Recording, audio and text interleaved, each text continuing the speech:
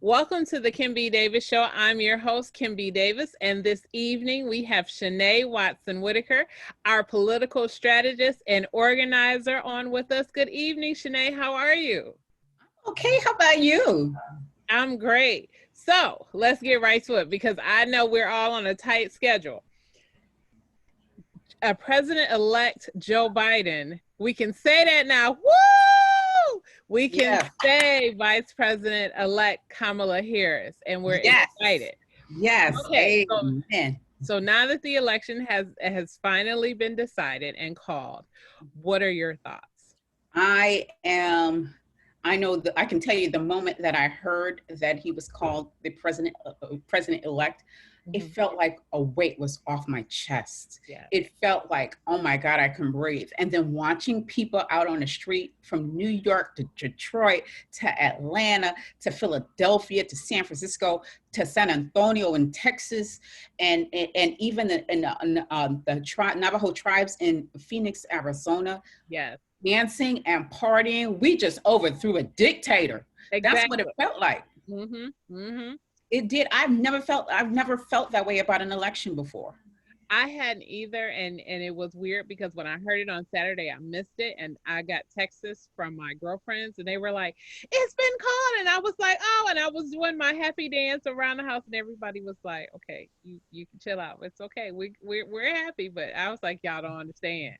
You don't understand," because we were looking at another 4 years of what possible damages could have been done. Yes. That would have been irrevocable to this country. Yes.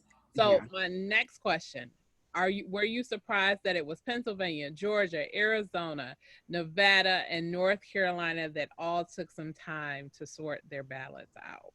No, because for many of these states, it was the first time that they've conducted vote by mail in such a large scale. So I understood that. I personally thought that it would be Pennsylvania to put him over the top because Joe Biden is originally from Scranton, Pennsylvania. So I said it would be appropriate for him to do so. So once Pennsylvania was called, I knew it was a wrap.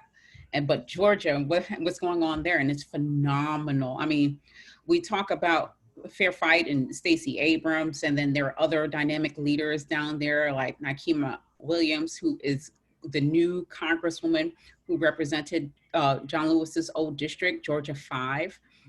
Her work down there is phenomenal. Those women down there, those Black women, there are a bunch of Black women, Georgia Pro as well, another organization that are doing the work, that are leading, are taking charge and putting democracy on their backs. Those women are phenomenal. And even here too in Michigan, I can talk about some phenomenal Black women here, Rose Dottie, Tamika Ramsey, Summer Foster, both of Michigan Voice. Those women are phenomenal. They're phenomenal leaders. They do their daggone thing in the community, and they make things happen for people here in Michigan. Without women like them, I don't know if we'd make it here. We'd have made it here in Michigan. Absolutely. And I would say that goes for across the country as well. Yes. So, President Trump, and I'll still call him president because he was elected and he's still president. I know until January 20th. But we're good. All these legal challenges that he's throwing out. Initially, the court cases or the cases that he had charged his team with getting were all thrown out by conservative Republican judges. And it was like, oh, wait, didn't I appoint you, or didn't you see the momentum around the country? And it's interesting. What do you think about the follow-up in the proceedings that he's trying to do in terms of challenging the legality of some of these votes in different places? I think a lot of it is ego-driven because this is a man that's not used to losing. And not used to losing to a man like Joe Biden, who comes from a humble background, blue collar, Black background. People talk about wealth now, but they don't realize when he was a senator, he was the poorest senator in poorest elected official in Congress. Yes. So he only had a house to his name, and his wife, who became a professor. So I think this is all ego-driven. Plus, it's also a grift. I mean, this is a money-making business. This is, he raised over $1 billion and blew it. Mm. So for them, for the people within the party, they're trying to make money off of it. $20 million to Jones Day, they're making off of this madness.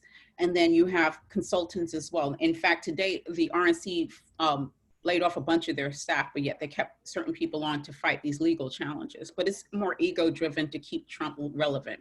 And if you notice, these elected officials who are in the GOP, they're either, well, all legal votes should be counted. They know behind the scenes that he got his behind whooped, Yes, he and did. they're scared. They're scared of him, and they're scared of his supporters, because supporters like his go out and threaten to kill the governor of Michigan. So you're dealing with people who are not all the way there. So they'll do what they can to call it whatever it is, but behind the scenes, I'm sure that they understand that this process is moving forward with or without Mr. Trump.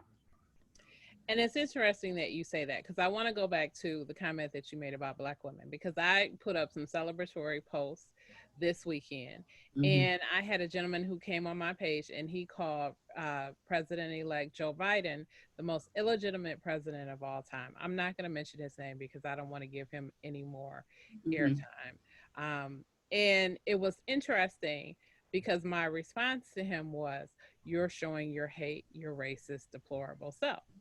And the only thing he responded to was racist. And I wanted to go back to him, but I wasn't that quick on my feet. Oh, so you were okay with everything else that I said, but your panties are in a bunch now because I called you a racist. And Hmm. the reason that I responded that way is because him and my husband had some words, and so I knew where he was coming from. What was interesting about it was that he called me a vulgar name, and I ended the response to that with scripture. And I let it go.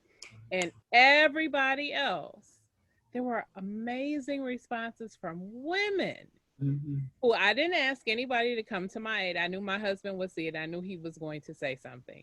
But women came and gave it to him. And Yes. what was interesting, everybody kept asking me, Kim, who is this person? So I had to keep going and explaining to people, this is where he's from. But I want to go back to what you talked about in terms of Trump supporters. It seems like they are delusional. It seems like they want to put together some grand conspiracy. There is some coup happening that they have been taken. There is this belief, and I don't know where it came from, that big city politics is corrupt. I'm like, but in 2016, those same big cities voted for you. Hmm. So what changed? And it's just interesting to hear the dialogue that you hear come out of that and the excuses that are made. What are your thoughts on that? Because you talked about supporters. Hmm. White supremacy is delusional. I think the election of President Obama, the ascendancy of him and Michelle Obama, including the ascendancy of Kamala Harris, exposes people, and it makes them face a reality. Even though I am white, even though I am male, I can't make it as far as she can. Mhm. So I'm gonna still call her a bad word.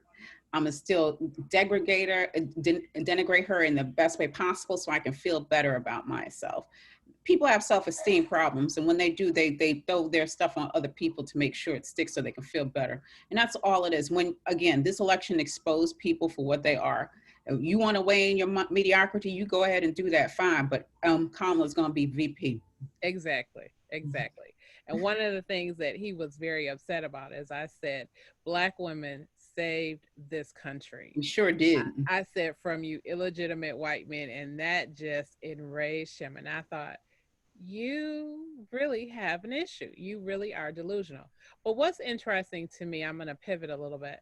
So President Trump is now saying he's not conceding, which we know there's nothing legal that says he has to do it. It's normally a tradition that we do, a peaceful transition of power. What do you think it's going to take to have an actual transition, or do you think we'll have a transition? I think on January 20th we'll have a transition. I think what's going on right now is that the his attorneys and the people, his sycophants, are playing to his beliefs and his inferiority and just his insecurity. and we are dealing with it. The consequences now is that we don't have someone in intelligence, and that's bothersome. Hmm. Right now, we're vulnerable as a country, and he knows that, and he doesn't care about it. So he fires Mike Esper. It's crazy, and then he's trying to get rid of Christopher Wray and other people who agree with him in ideology, sort of, but they're not going to be his yes men that he wanted. So we're in a flux at this time. And then you have the GSA, you have a political a sycophant there that doesn't want to basically work with them in the transition team. That's appalling. It's appalling that they're politicizing a transition process that, again, that you and I agree with you, that's a tradition that's been long held, because of what happened with 9/11 and other circumstances as well. And then you also have to think about it. This guy still has the keys to our weapons, to state secrets.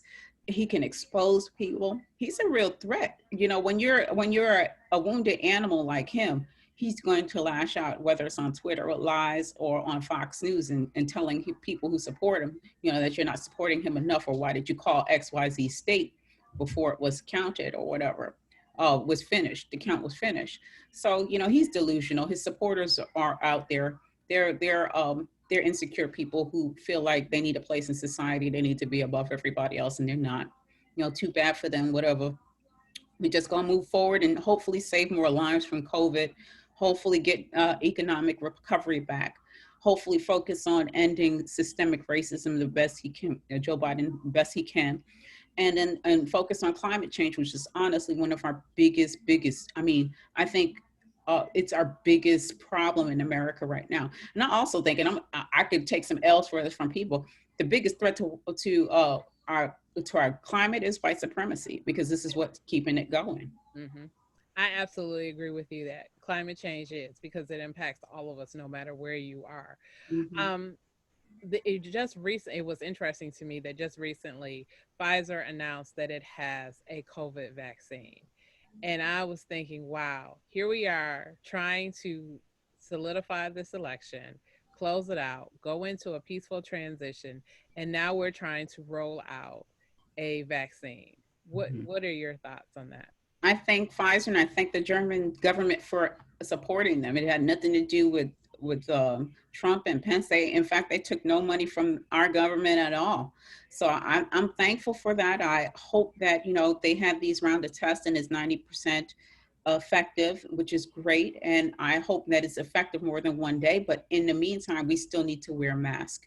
We still need to social distance. We still have to make sure that we are doing the right thing for not only ourselves but for each other, by protecting each other and protecting ourselves in the long run. A person like me with a pre-existing condition, lupus, I'm very vulnerable to this disease. It can kill me, and no matter what, I'm still going to wear a mask when I go outside. And I hope the people who are out there will do the same. And then again, the politicization of wearing a mask. It's just terrible. I mean, be a patriot, wear a mask, protect each other, love each other. You don't have to like me, you know what I'm saying? But at least care enough about your country that you want to make sure that people can still function and live. This is crazy. It really is. And it's so shameful that the current person in the White House, Trump, made it such an issue because he didn't like the way he looked in a mask. Crazy. Absolutely. And it was interesting. I read a New York Times article this morning that was talking about the law firms that have been pulled to put these cases forward, basically citing that the election was a fraud. And Jones Day. yes, yes, They also were involved in the city of Detroit too, absolutely. and Absolutely. the dissolution of our assets, the water, and everything Talk a like little that. bit about that. It's all Jones Day. God love him. God bless him. But they have an ideology, and ideology is in more to the right. And what they've done to the city of Detroit, they sold the um, the Belle Isle State Park, our water that the city once controlled is now controlled by an authority, which is crazy. We don't have those assets. And we know that because of climate change, fresh water is valuable. And we don't have that asset to benefit Detroiters anymore. So we have to deal with people and populations that don't recognize our humanity. Mhm. And that's correct. That's some sick stuff. And then to know that they're involved in the Trump campaign, it's not surprising. It's just that's how they work with their ideology. That's how they function. Look where the money is. If you look at campaign finance reports, you'll see some Jones Day people working, donating to certain candidates, and it's just all a scheme. Absolutely, it is. Okay, so here's our last question. So I saw an interview with the Secretary of State for Pennsylvania, who was over the election process. Very nice Caucasian gentleman who expressed concern over the fact that Trump was coming after them. And he said two things. He said, this is a country where every vote counts, no matter what, as long as it's within the bounds of the law. We've done that. We had the observers from both parties. We've done all the legal things that we were supposed to do. We were in the midst of a pandemic and we opened it up for mail in ballots.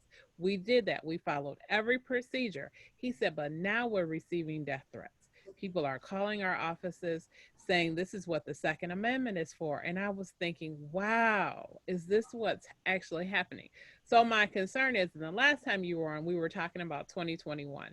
I'm wondering, are you concerned about the vulnerability of our elections going forward? Will some of these challenges make it difficult for other races in the future? Do you see that, or what are your thoughts? I think with Joe Biden in office, I think that we can improve upon the Voting Rights Act and rename it the John Lewis Act, because that's what he sacrificed himself for. And I think that the people who are making threats, they're crazy, just like they're doing it in Georgia, where there is a Republican Secretary of State, and they're calling for him to resign, the two Senate candidates, because they didn't like the way things went. Mm-hmm. So, we have a crisis here, a crisis of leadership when it comes to election protection, when it comes to election results, and when it comes to actually a fair process. They are wreaking havoc for political gain, and that's crazy. I hope in this, we talk about 2021, I hope in that people recognize that every vote counts here in the city of Detroit. And it's important that you stay engaged beyond what happens on January 20th of 2021. What happens locally impacts you directly. Yes, what happens nationally does impact you.